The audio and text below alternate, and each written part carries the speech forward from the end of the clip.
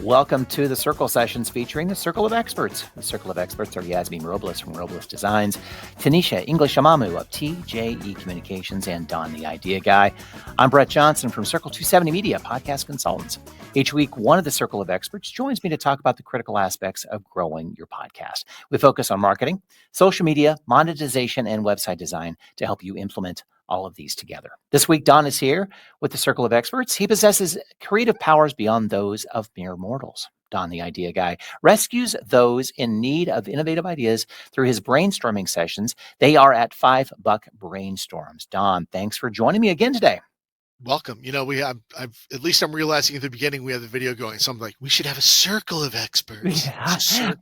I could circle it up, and it looks kind of like a circle of experts. The frame of the photo looks like a family photo. You know, those old circle frame, framed kind of things. It doesn't have the greatest appeal for this software, but I agree though. You had some kind of circle in the background. Maybe do it like have it stylized like the old Sears portrait studio. It's just have our circle of experts family. It's pretty close. Yeah, there you go. It's pretty close to that. Yeah.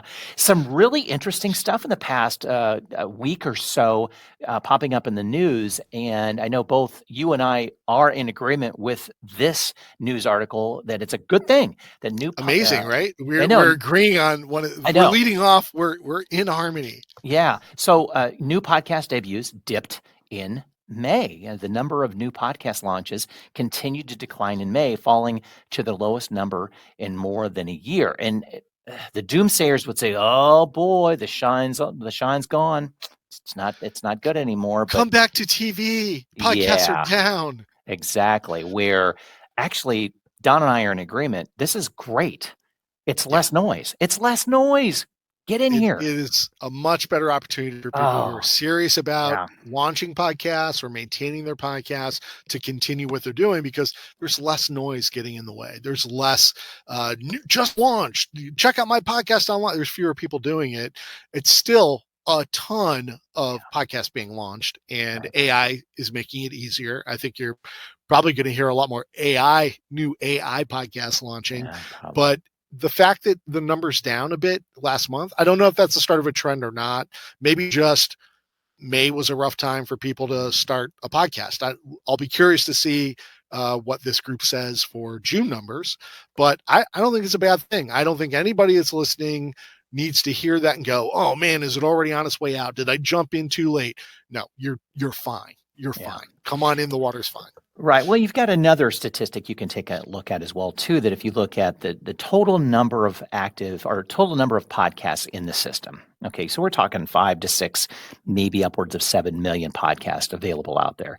And let's let's shave off those that have already ended. The podcasts that are, an audio drama or something like it. Their season's done. They're done, so let's bring that number back down to maybe 3 million podcasts available. If you look at who's actively publishing on a monthly basis, that number's around 350,000. So if you look at that number, you're only really competing against 300, maybe 500,000 podcasts at the most. So you look at realistic numbers, don't look at the big number. Look at kind of weeding it down. The competition, yes, it's strong, but it's those that stick it out and keep going that win. Just keep publishing and get started and get going with it. When you're talking about the podcasts that people listen to, I don't know what the latest stat is on how many podcasts people subscribe to, but let's use me as an example. And I subscribe in the high end. I've probably got 25 podcasts I subscribe to, and I probably listen to 5 on a regular basis. So when you're talking about millions of podcasts are out there, the fact that there's 10,000 fewer of them, that doesn't impact what you're doing. You weren't going to get most of those listeners anyway. Don't worry about it. Right. You are. Yeah, exactly. Don't be the guy that does the 5 episodes and then vanishes. Like, keep going. Yeah. Do your thing. And then speaking of that, there was another article that came out from Signal Hill Insights that one we don't agree as well. Right. So So let's get into a conversation on this one. Back to normal. Right. Podcast consumption is undercounted due to co-listening, according to that. It's actually from Cumulus Media and Signal Hill Insights. It's a spring What? It's 2024 from report. this new statistic is coming from a radio broadcast company talking about co-listen. Exactly. I'm so surprised. Oh, yeah, amazing that. But I think there's some truth to this, depending on the podcast. And so they're saying podcast consumption is undercounted due to co-listening with friends, family, and children. 14% of the weekly podcast audience say they frequently listen with others. 14% is not a ton of undercounting, but I get it. I mean, the co-listening profile varies by genre. Consumers who frequently co-listen make up a large proportion of the kids' family genre, 31%. That I get. I can understand that. I can see that. And that's if you're listening to a kid's podcast in the Yeah, car with your kid. right.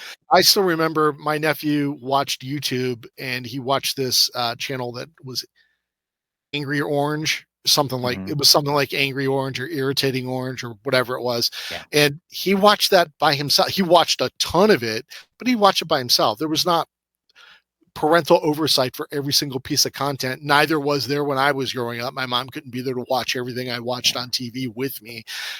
And then co-listening. Radio is notorious for saying that their numbers and ratings are underreported because people are listening in a car and there's more than one person listening, or somebody's playing the radio in an office. You've got 10 people listening, not just one that they'd be counted for in ratings. Well, being as someone who has worked in an office, someone has had control of the radio or listened to streaming in their cubicle without headphones, which I think is rude. You didn't have 10 people listening along. They weren't co-listening. They may be captive listeners. They were certainly annoyed listeners because not everybody can agree on one station or piece of content to listen to. But everybody else put their headphones in and turned up the volume higher. I mean, I think co-listening is a deceptive number. I think it's going to be catchy, and they're gonna wave it around like a brand new toy. Yeah. And I think that it probably is correct to some extent. I mean, if we're on a road trip together, me and my wife may listen to a podcast, but there's some wheeling and dealing and negotiating going on about which podcast we're going to listen to and for how long. And oh my God, this episode sucks. Switch to another one. So it's easier for us to agree on what TV show to watch than there is for which podcast for us to co-listen to. Right. The second category is rewatch podcasts. So that kind of surprises me. I don't know what category I was thinking that would be number 2, but the rewatch podcast. So, but because that kind of is an odd number too, because rewatch is in, hey, that episode was so good, I want to listen to it again. Actually, from what I'm understanding, the rewatch podcast would be like the whole series on The Office, and they're going episode by episode in a deep dive into each episode. So it's that, or it could be a season old. Not that a listener is listening to an episode more than once. The rewatch theme is a category. Oh yeah. Those are definitely cropping up because the stars, the celebrities, the actors have gotten into it now. Yeah. I just saw that there was a new podcast launched by some of the people who starred in NCIS, because they're getting ready to launch a new NCIS series that follows 2 of the characters that had left the show. So those 2 actors are going back and rewatching the entire first series prior to the launch of their new show. So it's a great promotional vehicle for them.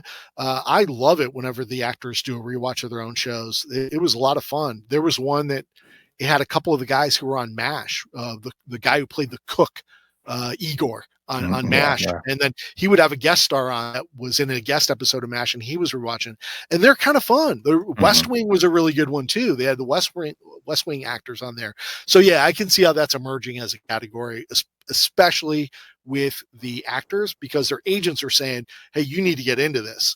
Right. One of the more successful ones that I'm seeing, not just as a podcast, but as a video cast on YouTube, are Smallville. The actor that played Clark Kent and the actor that played Lex Luthor are rewatching the whole series together and bringing on their co-stars. It's a cool concept. Yeah. But and there's a measure of this. I agree with you too.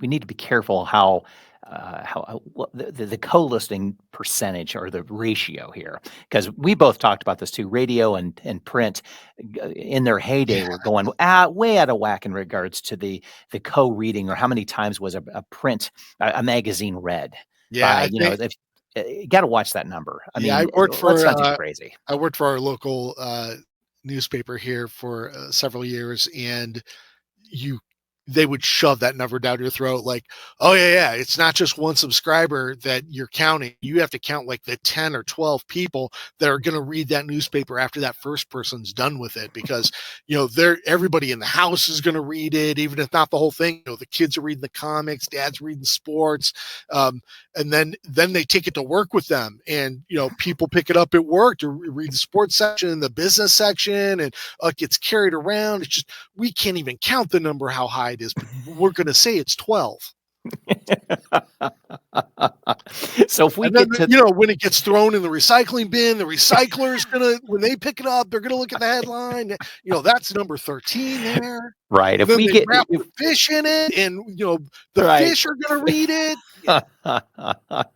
If we start to get into double digits in regards to the co-listening podcast consumption, run away from that number. Don't even use it in anything you do. That our download numbers are 10,000, but the latest statistic is that 5 people usually. So let's just say it's 50,000. Unless you have some sort of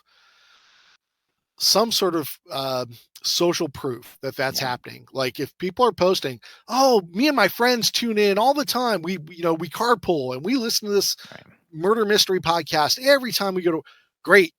Take that, use it, assume that if one person said it, 3 other people are doing it and didn't tell anybody.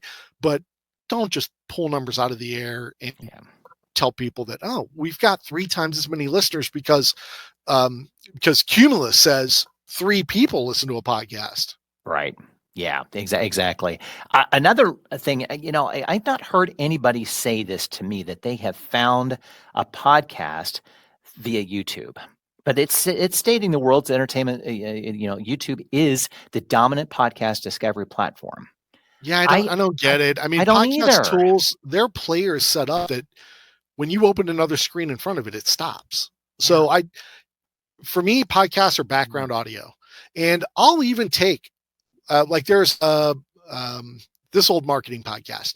It's an audio podcast. I've listened to it for years. I love it. Well, they saw the same stats. They're into podcasting, and they said, great, we're going to do our show on YouTube as well. So they have their same weekly program. The only difference is when he says, hey, I'm going to pull this up on my screen. If you're not watching the YouTube video, you can't see the thing that they're showing you, but usually they're describing it. So I did try and watch their podcast 2 or 3 times on YouTube when I knew I was going to be in front of my computer for an extended period of time, because it's an hour-long show. But every time you open something in front of it or you have to minimize it, YouTube stops, and it does the same thing on your phone. If you switch screens on the phone, unless you're a paid, like a YouTube premium subscriber, which does allow you to play stuff in the background, I'm not watching it. I listen to podcasts while I'm doing something else. Right. Exactly. So I don't get that. Yeah, which leads to this statistic from this research too, is half of heavy podcast consumers have a side hustle, which means podcasts are an ideal platform for brands to reach entrepreneurs and those with several roles. Now, if you have several roles and you're an entrepreneur, you're not sitting in front of YouTube watching a video. You're not doing it. Half heavy podcast consumers have a side. Yep. Okay. Yeah. I would, because that means you have more time to listen to it as well. Yeah, you're doing something else. I think you could also say that half of heavy podcast, you could just say that have a desk job and work in a cubicle all day too. I mean, you could. Yeah. Unless they've got some other statistic as part of a survey that said that's a large percentage of an audience.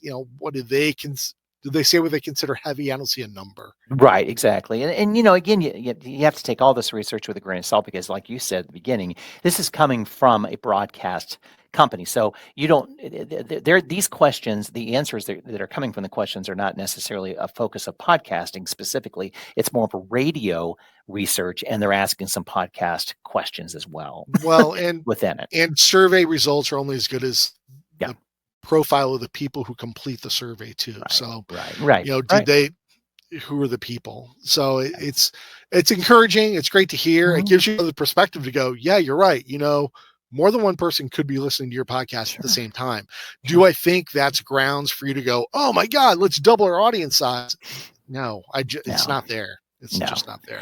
And I would suggest, okay, listener, if you know your podcast is listened to by more than one person at one time, let us know. I would love to know the case study And of how what do you're you know? doing. Yeah, how do you know? How did How you are you find saying out? you know? Yeah, exactly. You found an article from Amy Poehler. Talk about that. Yeah, so she's got a new podcast, which is pretty fun. I just think she's hilarious. So to see her get into podcasting is great. I love it when funny celebrities get into it. I think comedians make the best podcasters. But she was being interviewed and was talking about how she's finding podcasting as a medium to connect with people again. You hear somebody who came from a stand-up background. She's doing small venue stage shows with the yes and would be improv. So she comes from an improv where she's getting immediate feedback. So she's found podcasts as a place to connect with these audiences. She was on TV. She was in movies. She's a filmmaker and writer. So her quote from this that I found interesting was, I would argue that podcasts have replaced a lot of television in terms of the feeling of having a lot of people be in your space.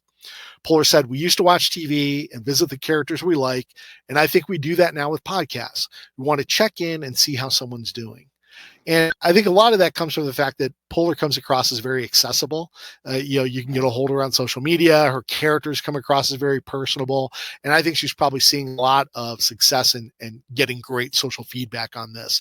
And I think she's right.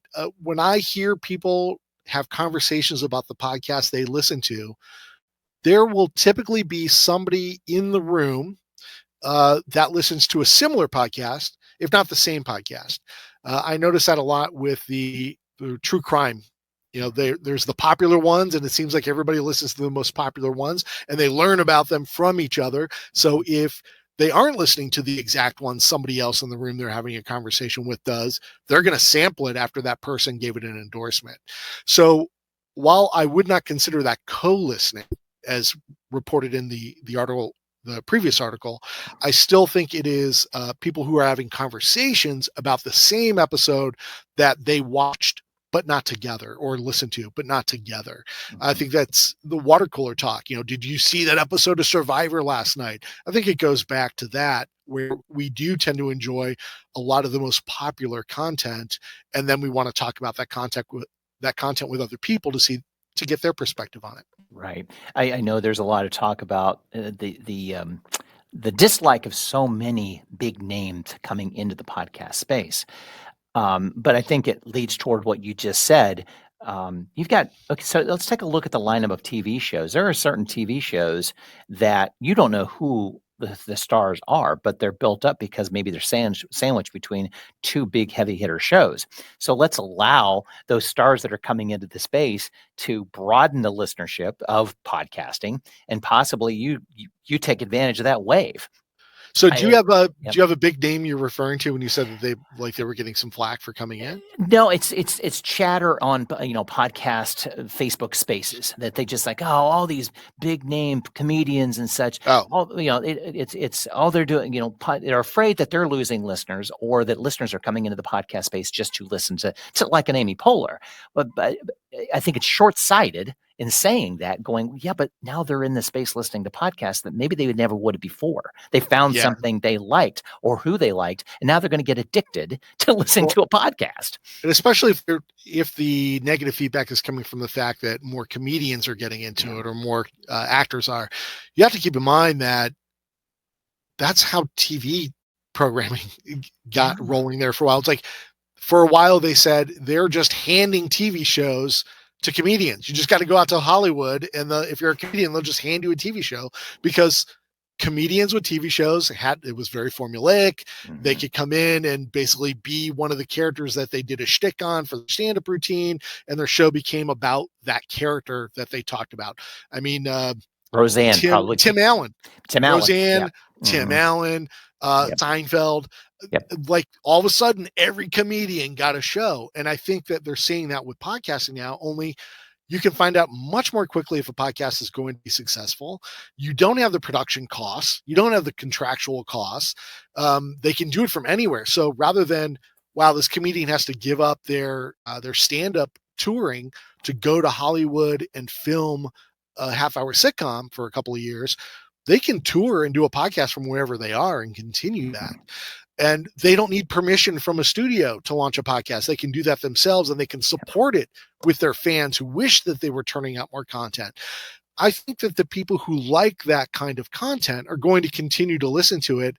And it doesn't matter if it's a big must-see TV success story. Yeah. You don't need to have nearly the audience. You know, you're back to that 1,000 true fans theory of a comedian only needs 1,000 people who love what they do, that they'll subscribe to the second hour of the show, or they'll subscribe to the behind the scenes or the interview with the co-star for that episode.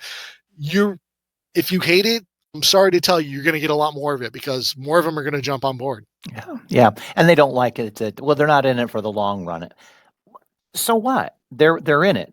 What's the long run? Like 10 seasons? You're right. There won't be 10 seasons. Could they do a summer laugh series or right? What? I don't know what the long run is. What do you? I don't what either. Is the long run? They're in it for the run. What do you care? Enjoy it while they're there and then leave. And I think it may end up being kind of the old school podcasters that were in at the very beginning, or they like it because it's commercial free and they don't like the commercials part of this, and they're not they're the purist of the podcast space, and it's becoming more far and few between. Maybe, and I don't necessarily think it's the old guard, the OGs that are in it, but it's that people that are in it for the uniqueness and the piece that podcasting gives. Like all of a sudden this chatter, this noise is coming in from comedians and such, and they're only in it for maybe a season. It's like, so what? Don't listen I mean, I'll go back to anybody who complained about a TV show. It wasn't, if I hated a TV show, I didn't watch the TV show. Right. I didn't watch it every week and then complain about it. Like I just didn't watch it. Like, come on. There are so many shows out there that you can listen to whenever you want to listen to them. Why are you obsessing over something that you don't like? Don't listen to him. It wasn't for you. He didn't make it for you. Right. Especially when it wasn't even in your category of podcast. You know, you're a business podcast and you complain about a comedian. But what? And ads. I mean, I wish all I had to complain about were ads and podcasts. Skip. Like the best thing ever. I'm going to complain when the podcast software stops, when they eliminate the skip button. Yeah, exactly. Because then what will you do? Because I love ads in podcasts because I can skip them. Right. Exactly. Well, you know, and that leads to your next article you found about the effectiveness of ads in podcasts, or at least how to set them up to be effective. Maybe. So let me reference this article with a caveat. The article title is 4 Essential Strategies for Podcast Advertising Success. This is good advice. You and I went over the article. The points are very good. But then when you look at the source of this content, it's coming from a company called Odyssey, which is a radio broadcast company, which is filed for bankruptcy. They have fired staff. They're closing down and selling off stations, and they filed for financial protection from their creditors. So, you know, I prefer my podcast advertising advice to come from companies who are successful at it, but I will say that this is good advice. Maybe they should have followed more of it and they could still be in business. Possibly. Exactly. Good point. Hey, good point, guys. Maybe you guys should do this. Right. So it's 4 quick points. Let me run down the points real quick and then we can go back and dissect them if you want. But so first, 4 essential strategies for podcast advertising success, and I used a bit of AI to put together the summary on this. I wanted to test this out for our show. So this summary is courtesy of Google Gemini. The article outlines 4 essential strategies for creating successful podcast ad campaigns. First, it highlights the broad and engaged audience that podcasts attract, emphasizing the opportunity for advertisers to connect with listeners in an intimate and receptive way. And this goes right back to the article we just talked about from Amy Poehler, right? You can connect with audiences in ways that TV shows just can't. The next best thing would be like a live a live stand-up, a live audience. Yeah. Second, the variety of ad formats available. You've got traditional placements to more creative integrations like host-read endorsements and custom content. You and I always talk about the opportunity for custom content because, like I said, I'll skip an ad. If it comes on and it's an ad, you go, we'll be right back after we pay some bills. I'm like, let somebody else pay for your bills because I'm not listening to your ads. Skip, Right. skip.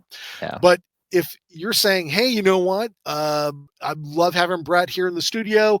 We're going to come back. We're going to talk to Brett next. I'm going to ask him my Tabasco hot 5 questions. Well, you just gave me a brand impression for your content because Brett, these questions are as hot as Tabasco sauce. give me your impression. It's got to go quick. So brand it. Brand the things, brand the content. This is the Joe Smith Ford trivia question of the day. Those kinds of things. It's the Midas car care tip. Radio was notorious for those things. They did a great job of getting these brand impressions without having to play an ad every time you did it. So while I might have skipped your pre-roll ad for Midas, you're talking to the interview about car care tips and your car care tip segment is sponsored by Midas. I can't escape from that. I miss the content. So definitely go for those. And host read endorsements and testimonials always get more audience, more credibility with your audience than just the cut and paste ads that they can hear on every single radio station and or podcast.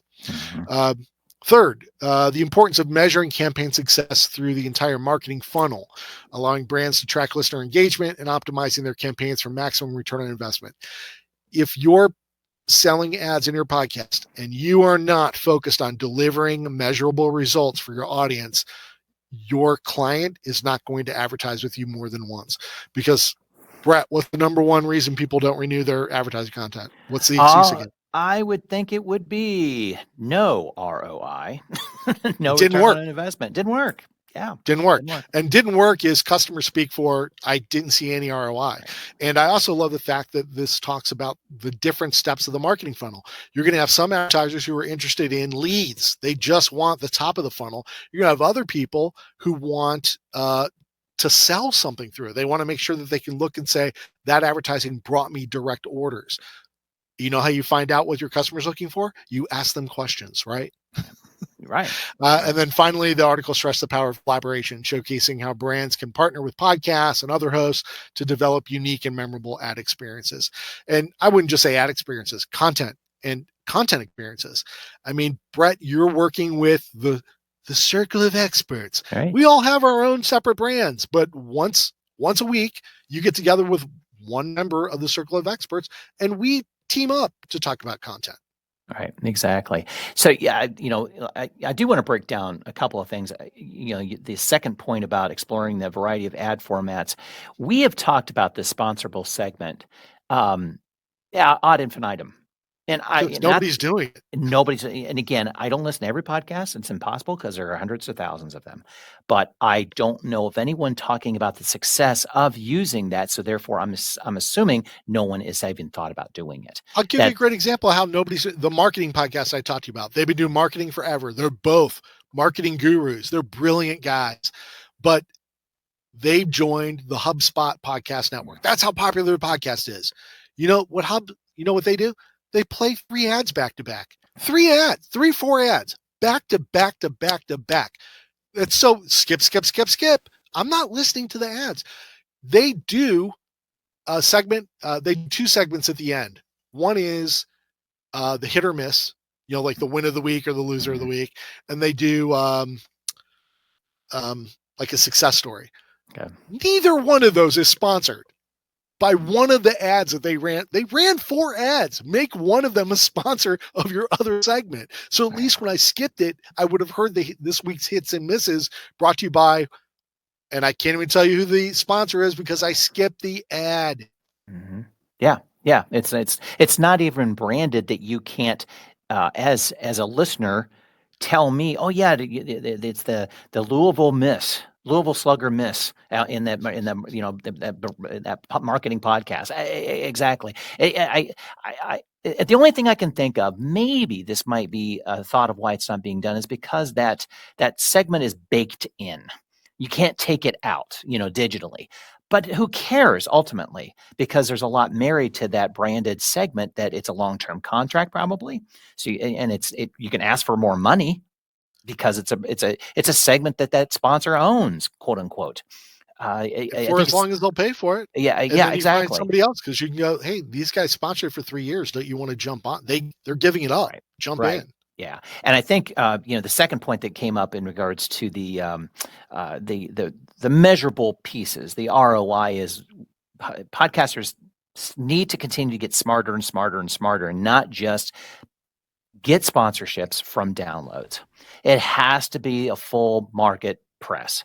Yes, the podcast and an email newsletter and whatever else you can put that sponsor in, that's a touch point that makes it easy as possible for that intended customer to click through and purchase or sign up for something, or whatever the case might be.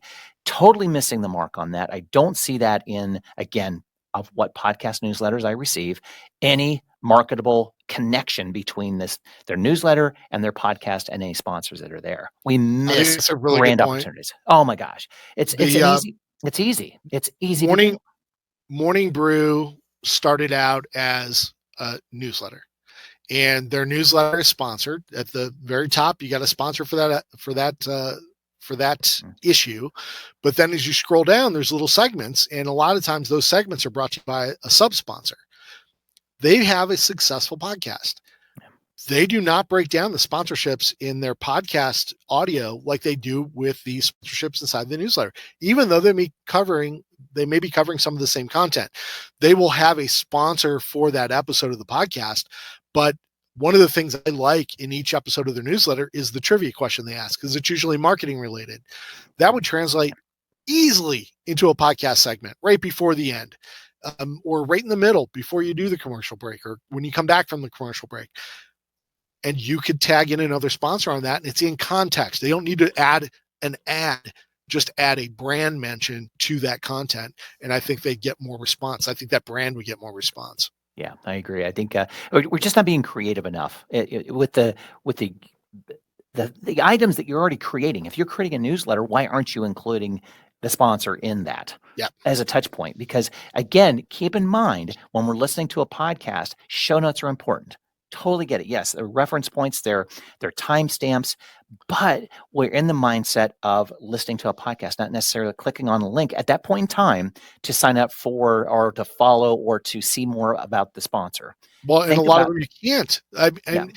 Even again, the This Old Marketing, they have great show notes. A lot of people say, check our episode for show notes, and then you go to the show notes, there's nothing in there.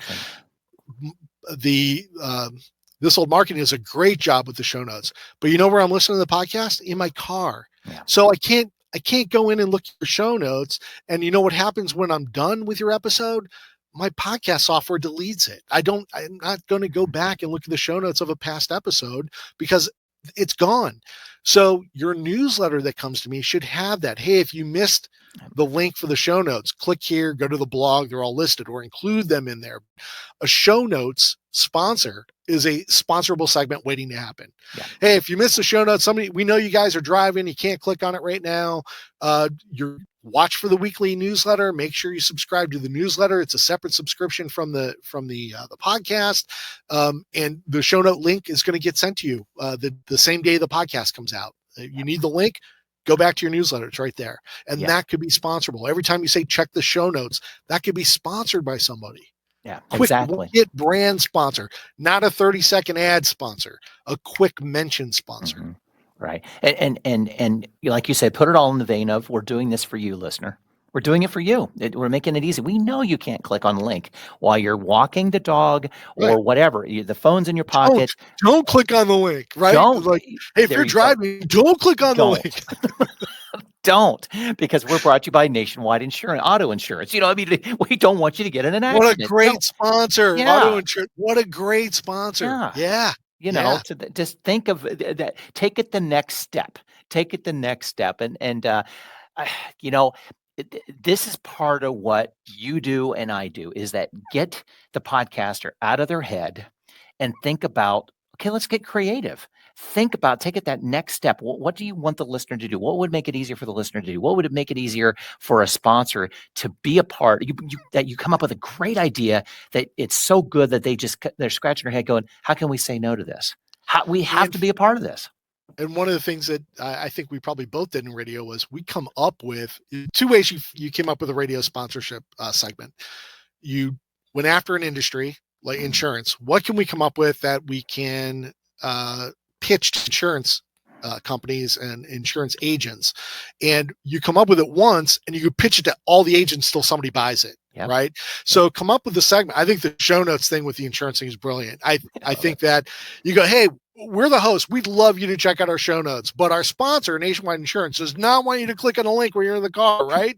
So, yeah, the legal eagles over there said, do not say this. Do not click on the show notes during our sponsorship. Right. So, like, great. How many insurance companies can you come up with off the top of your head that you could go pitch that to until somebody says yes? Yeah. So you put together that package, tell them what it includes, how many times you mention the show notes in your episode, which even without a sponsor, people talk about show notes 3 times on average in their episode, right?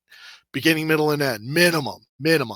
And then probably after, every time if a guest says, oh, I got a free download. Oh, we'll link to that download. Oh, you have a book out? Oh, we'll link to that book in our show notes. So we'll link to that book in our show notes that are sponsored by Nationwide Insurance. So don't click on it now. Your insurance rates will go up. Exactly. Like, oh my, that's a perfect sponsorship category. And you could create that sponsorship pitch, that package one time and pitch it to every single one of them until somebody says yes. Right. And guess what? It doesn't mess with your content. A lot of people don't want to put ads because they feel it's going to influence their content. This has nothing to do with your content. Absolutely nothing. It's talking about it's enhancing it. It makes it stand out.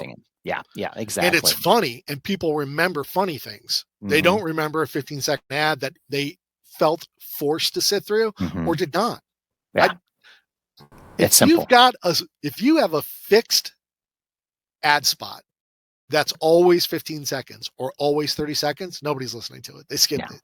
Yeah, they will. Yeah, so it's a very easy to skip through, or they're not listening to it in real time. They're listening to it at 2 times speed or 1.5 times speed. So it's not even you didn't create it to be listened to 1.5 times speed. It's just going to go too fast. Yeah, and I don't know which podcast app you use. I use Pocket Cast. Yeah, I use Pocket Cast, and Pocket Cast allows me to start a podcast however many seconds in that I want.